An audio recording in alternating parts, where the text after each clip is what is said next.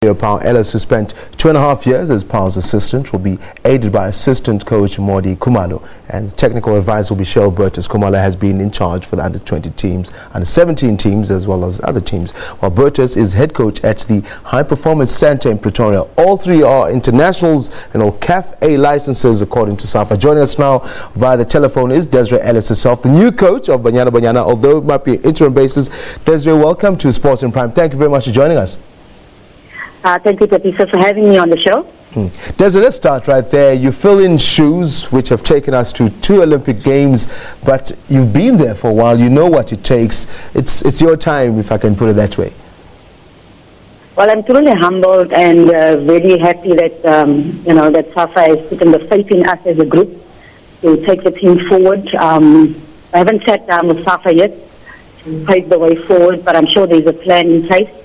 And so very emotional and excited about this new adventure. Let's start right there. I think you begin off with the African Women's Championships, which take place in Cameroon in November and December. So already you jump into the position running, because there's no time to waste. November is basically in a couple of weeks' time. No, there is definitely no time to waste. I know the players are true professionals and they know of the tournament happening in November, the African Women's Cup of Nations, and they would have looked after themselves because they have been utter professionals before that already. And I think as a group, we work well together because the players know what they want.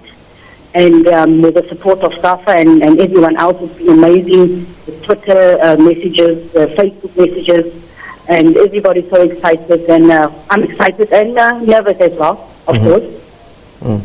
Now, I think of the team that you obviously want to assemble. Every coach walks into a change room or into a position where the new coach, and they want to have, I don't want to say stamp the authority, but obviously want to have their way of a team. Should we expect any major changes? Have you lost any players following the Olympic Games, for example, or do you carry on where you were and maybe the African Championships just a stepping stone to bigger things next year maybe?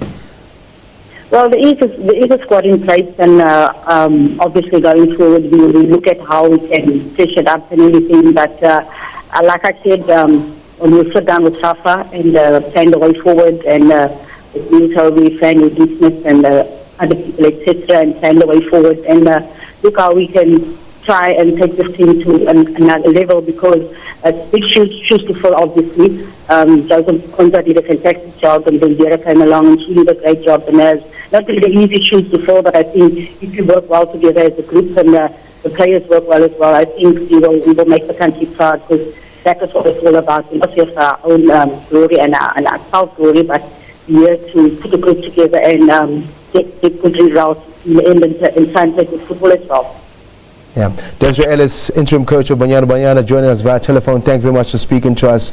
You've just been appointed in the job. Wishing you the best of luck, and we'll be keeping an eye on your progress. Hopefully they make it a permanent position, because I think you've deserved it.